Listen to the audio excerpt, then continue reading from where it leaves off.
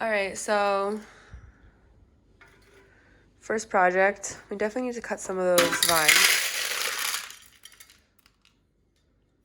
Let me go rinse that out. And we need to cut some of these vines. So we have lots of projects to do.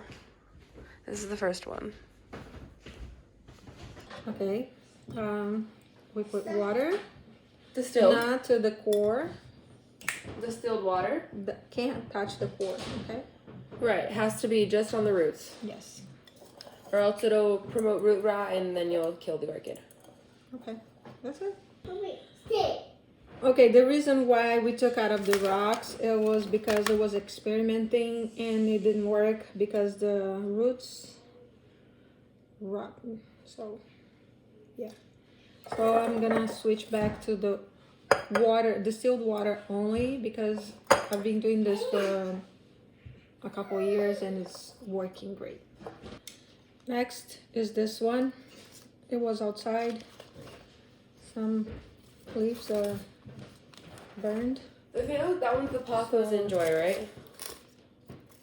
I think it's the Enjoy based on these leaves. Comment down below if you think so. Yeah. So we're cutting the dead leaves. That's all we're gonna do, and gonna keep inside because it's cold. Yeah, we've been leaving the plants in the garage, which was definitely a big fail for some of them. We lost a lot of them because of, cold damage. So this is one of them that we're going to have to chop up. Sad. It's okay, though. It'll bounce back. This is one of those that really bounce back. You'll have to cut this.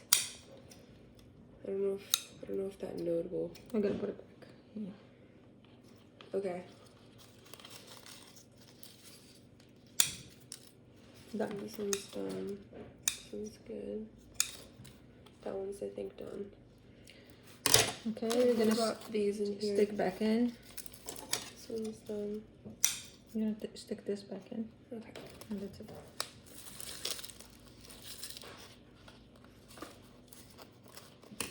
Boom. That's it. It'll come back. Yeah. It'll pop up. We're gonna leave those because we can keep cutting it when it's like very dry. Look at this. It's reverted. Gonna put this back in. Oh yeah, that's good. And then you want to put this oil over it. Okay. Perfect. Next plant. Okay, we are making some changes on this arrangement because the girl doesn't like all the green that's there. So we're gonna take this one out and put this one in. So cute. Take this one out because it's hard to take care and put this one in. Needs a lot of sunlight, right? This one, she does not like it, and put this one in because it's trailing. Cute. Okay, here's the final result. Here's the camera, so boom. Obsessed. This one in, this one in. Oh my gosh, she's gonna love it. This one. She's going to love it. Good job, Mom. That was really nice. Next. All right, next project. Oh wait, do you want to show them what we just did? What we just did. She's slaying everything over here. We put all of the elephant bush, right? Mm-hmm. Succulents, part of the jade family. We put them in here, and then we moved one of the aloes in here. And those are the ones that we removed from the pot that the girl didn't want it. So yeah, so we'll be able to keep these in our collection. This is actually the one that was in the funeral video that had died. It was upstairs. We'll show you guys later where we'll be keeping all of these Haworthia and aloe varieties. Next project is this one. This is an arrangement I made in the summer, but because we left it in the garage, these did fine, but this one didn't make it. I also featured this in another video. I've been putting it off taking it out, but my mom's making it look so easy now. I didn't want to remove all the rocks. gonna... Ew. Slimy. Should we just leave the root system in there or no? Because I'm fine with that. Yeah. Because here's the thing, for my mom, it's easy for her to take one plant out, put one in. For me, I have to take everything apart and just start from the beginning. Like, that's just my... I think you should remove the root system. What if it grows a new one in there though? It's not.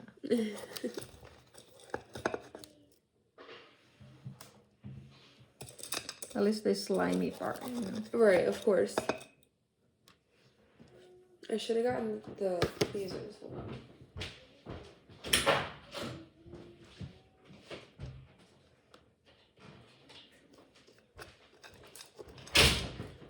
Keep that motherfucking thing on you. I think it's fine. Hold on. I don't know why we didn't bring up the tools. You don't need the tweezers anymore? No. Just put the rocks back. Okay. Thanks, Mom. I was putting that off, guys, because like I just said, I would have taken this whole thing apart, and she just took that out perfectly, so. I do want to, you know, make more arrangements this summer and use these. For example, because this Sempervarium? Yeah. This Hens and Cheek, it likes to be outside, and so it hasn't been really happy in here. So, I definitely want to redo this in the summer. But here's what we have. Cute. Thanks, Mom. So I'm going to put this somewhere where it's going to receive a lot of light. There's no space in my room. I'm going to have to make space, so. All right. Okay, so while my mom is putting some jade plants in here, I wanted to quickly explain why I put this plant in a smaller in a smaller pot. This is because if you put a succulent in a small roots, like in a small pot, so that the roots stay compact, it'll focus on the color and it'll make the plant more radiant. The color will be brighter. There's science behind this. I'm gonna tag a video that I watched. It was so incredible. It taught me so much. I can't recall the name of the YouTuber right now, but I'll put it in the description box below. She talks about how if you keep the succulents in a compact and small pot with a smaller root system, then it'll focus its energy on putting a stronger color and a more vibrant color. So yeah, with this one right here, this Graptivaria, I'm pretty sure it's a Graptivaria. So yeah, basically I will link the video down below. She explains it really well because I don't do a good job in explaining it. And I watched it a while ago, so everything I'm saying is probably not even 100% correct. But it's basically that idea. Keeping a succulent in a small pot and not potting them up so much. Or keeping them so stuck together, so close together.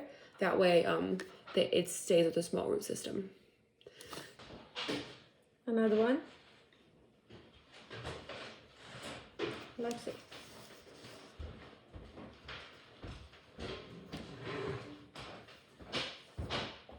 Cute.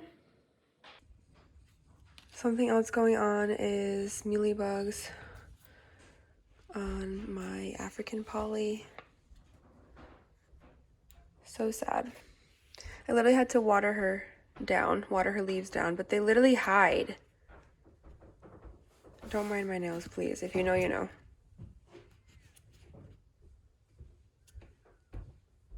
I've also been holding my fingers under the water, so that's why my fingers are pruny, to wash this down. Literally, they hide in the crevices, and not only in the front, but also in the back.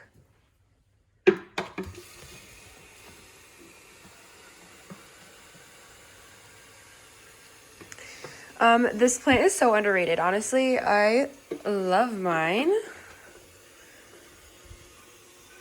But yeah, these are the ones I didn't wash. I left a couple unwashed so you guys can see. They were like that, guys. Like, if I didn't catch it, it could have gone bad. And look, on the little sinus right there, my mom didn't see before. Do you see, Mom? Mm-hmm. And I think maybe it's what could be causing this damage as well.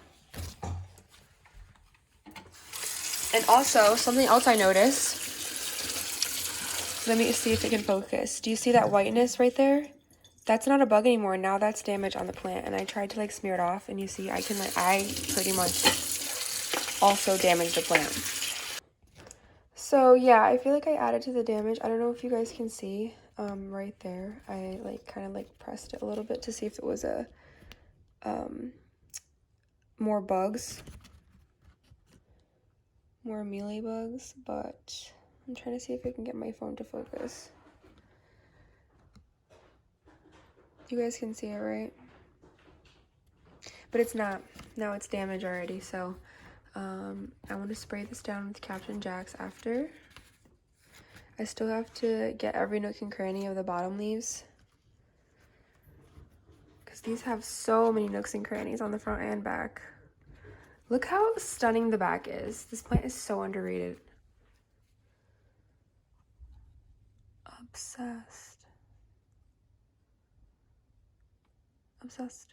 I also sprayed down this African poly. Honestly, I don't know if it's an African poly or an Amazonian poly. Can anyone tell me the difference?